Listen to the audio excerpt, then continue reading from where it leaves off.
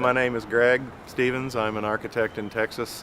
Been practicing in Texas for a lot of years, but I'm also in construction management.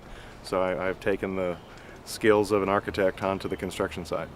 I'd like to talk to you today a little bit about site management and some of the construction features that you do when you are managing your property while the house is under construction. First of all, the security fence here and the project fence is a really nice version of one. This is obviously much nicer than you see a lot of times, but this serves a couple of purposes. Obviously, first of all, to protect the site from wandering eyes and from the people that may want to get into the site while you're not here. But also down at the bottom you see a really good example of a protective silt fence that is a federal flood protection program that controls stormwater runoff and any silt that may be washed off of the site during a rainstorm. Lockable gates that are big enough to actually pull a construction vehicle in and out of so that it's not parked out on the street is a real safe move. I really like the containerized storage vessel there too. A lot of times those act as a job trailer, but also they're used for storing equipment that you can lock up. You know, somebody's not going to grab that and carry it away, even if the site is unsecured. There's a much better than average tree protection here. What's required typically is just like a low flexible fence made out of typically plastic or something like that. But this guy showed a really good sensitivity to putting good protection around a tree. You need to remember that just the trunk isn't what you're protecting. You're protecting the roots and everything underneath it. The rule of thumb on something like an oak is that the root system extends out as far as their branches do. And so you can damage a tree by disrupting the soil as far out as 5 or 10 feet from the tree if you don't protect it well enough. So something like this here, where they have a nice big radius around the tree, is protecting it as well as you can possibly hope.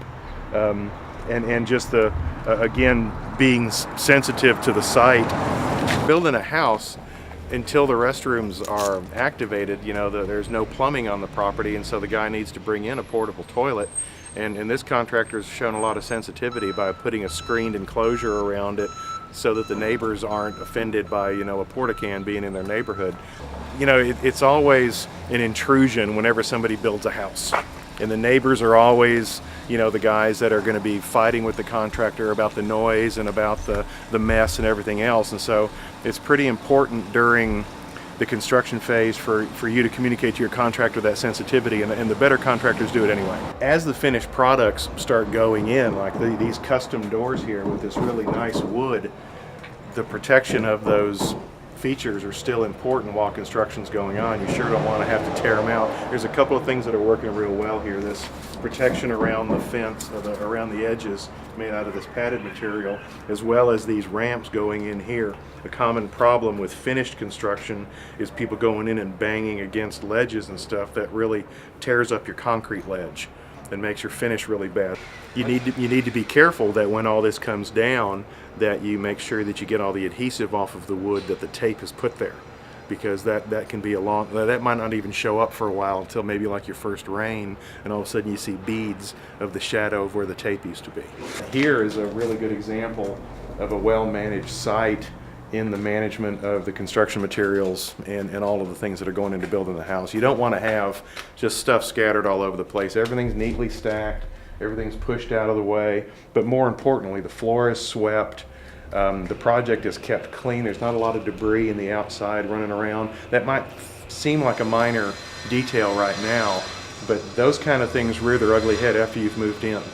And you have like sawdust in the walls affecting your insulation, or you have something underneath your floor padding that affects the aging of it, or even worse, up above in your ceiling, where that might affect some of the bonds of your fasteners and stuff. And so construction dust and just stuff like that becomes a real problem after the place is done. One of the things that you watch a good builder versus a marginal builder is how he treats safety. In residential construction, you don't have the code requirement to have OSHA scaffolding, but you know, certainly that's a safety issue, and it's also a good construction practice issue.